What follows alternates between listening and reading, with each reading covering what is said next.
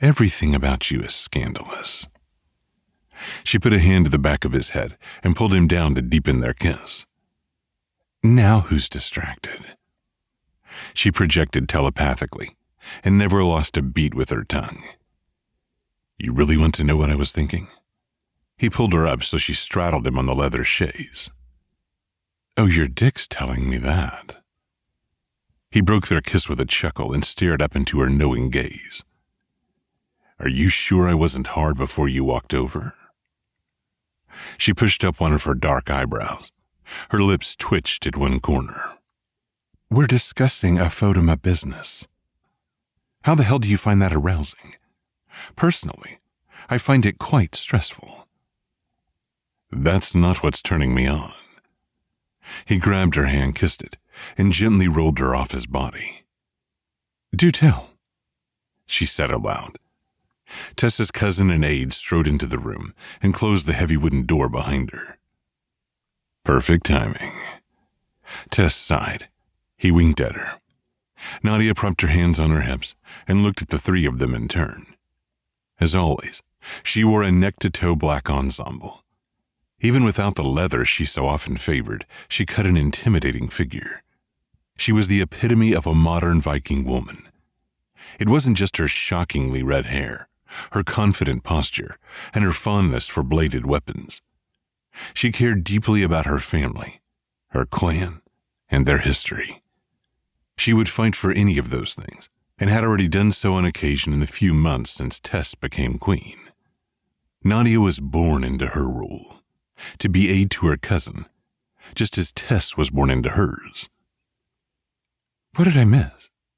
Nadia asked. Still assembling his gun, Tessa's other lover said with a laugh, We were talking about the missing Ricky Freeberg and other items of group importance. Nadia cut her gaze to the lounger and scoffed. Right. Business of the procreative sort, I bet.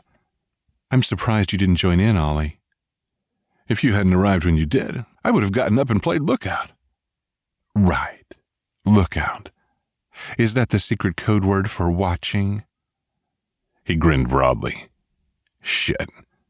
That grin always somehow managed to leave Harvey feeling strung out. Ollie was big and broad, and built something like a sequoia tree. That sly smile should have looked dangerous. It should have made them all take a few big steps backward.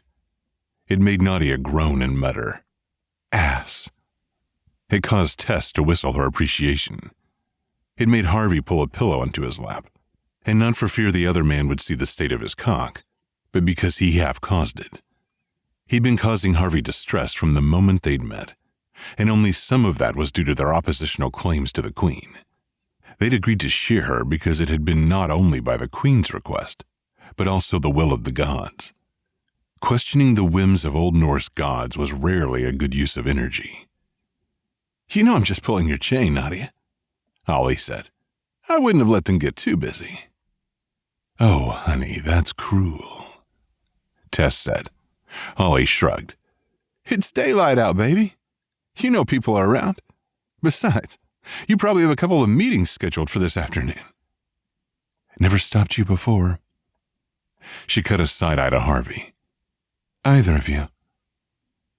The fact their queen had two men remained a closely guarded secret for the moment. Tess was new on the job and still trying to master her power. She acted as a conduit connecting them all so they could reach out and find each other across long distances. Afótama were only ever lost to each other when there was a hole somewhere in the network, or the psychic web, as they called it. It was the Queen's job to patch it up and keep it whole and keep them together. But she'd only been found recently herself. Like Harvey, she'd been kidnapped as a young child and was lost to the Afótama for around 25 years. She hadn't known what she was or what she was capable of until Harvey found her. Found her again, rather. They'd bombed around in the foster care system in Texas as kids and knew each other as friends. They'd always been drawn to each other, but didn't know why until Tessa's uncle and brother found Harvey the prior year. They were finding their missing clanspeople one by one through less than magical means. The hard way. It had been Harvey who found Tess and drew her in. It had been he who helped her powers bloom under his touch.